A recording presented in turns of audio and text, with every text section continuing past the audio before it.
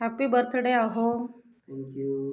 रात्रीचे वाजले आहे 12 आणि आज आहे 17 मार्च. अहोंचा बर्थडे आहे आणि हे छान आम्ही असं जामून बनवले जे मी बनवायचं होतं, पण अहोंची हेल्प घ्यावी लागली मला. काही हरकत नाही आहे. Happy birthday.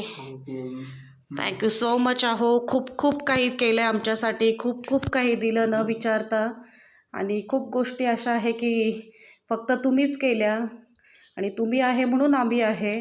आणि प्रत्येक गोष्टीमध्ये तुम्ही सदैव असालच. आणि काय बोलायला शब्द.